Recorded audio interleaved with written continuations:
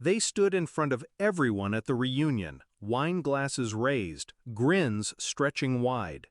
"Tonight," my father said, voice booming, "we celebrate our child's promotion and the revival of our family vineyard, funded by their generosity." Applause erupted. My mother's eyes gleamed with triumph. Everyone looked at me like I was a savior, and all I did was smile.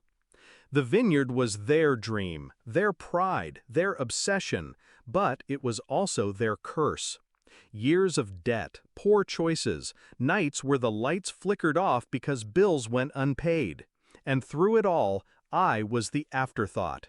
The child told to understand the sacrifices while my clothes came from thrift shops and my tuition was a maybe. I learned early that love, in their house, had a price tag, and I wasn't worth enough. The promotion changed everything, at least for me. After years of clawing my way up, I had finally earned respect, a title, security.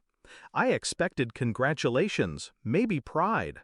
What I didn't expect was a Facebook post, a smiling photo of my parents beneath the Vineyard sign. Caption: "So proud of our child who will be funding the revival of our family legacy. The Vineyard rises again." Hundreds of likes, dozens of comments, and not a single word from me. I stared at the screen, bile rising. They had turned my success into their bailout, and they didn't even ask. I didn't confront them, not yet. That would have been too easy. Instead, I waited, watched.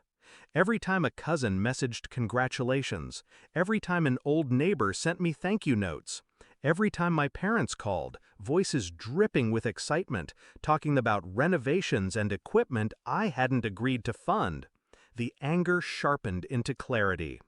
I wouldn't fund their vineyard. I would bury it.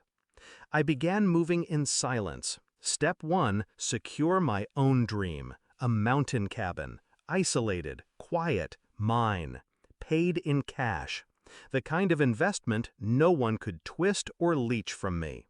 Step 2, document everything. Screenshots of their posts, copies of their messages bragging about money they didn't have, proof of manipulation. Step 3, choose my moment. The reunion. A room full of relatives, old family friends, people who still romanticized the vineyard. The perfect stage. The night unfolded as expected. Toasts, laughter, endless glasses of wine poured from bottles they couldn't afford. Then came the moment. My father, flushed from drink, raised his glass and announced, "To our child, the reason this vineyard will live again. $100,000 of faith in family." The room cheered. Eyes turned to me. Cameras lifted.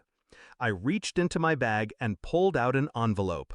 I slid it across the table toward my parents. "Before we celebrate," I said calmly, "why don't you open this?" My mother's smile froze. My father frowned but tore it open. Photos spilled out onto the table. A cabin in the mountains, modern, strong, standing tall against endless trees. My cabin. Gasps rippled through the room as I leaned back in my chair. "That," I said, voice steady, "is where my money went. Not here. Not to your debts, not to your dream." The silence was brutal. Relatives stared at the photos, then at my parents, then at me. My mother's voice cracked. "But you promised." I cut her off. "No, you promised, for me. You used my name, my success, my hard work to prop up your failures. You told the world I'd save you, but I owe you nothing." My father's face burned red. He tried to laugh it off, to spin it, but the room wasn't buying it.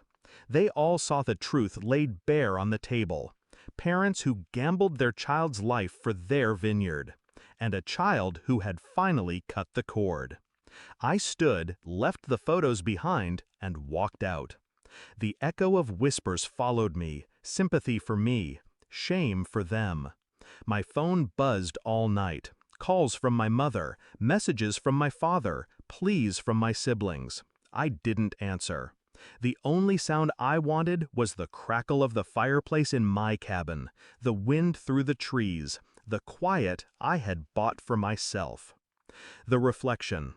They smiled when I got promoted, not because they were proud, because they thought it was their second chance.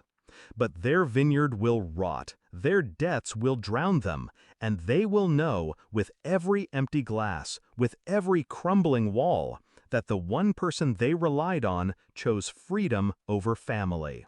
They once taught me that love had a price tag. Tonight, I showed them mine. It wasn't $100,000. It was goodbye.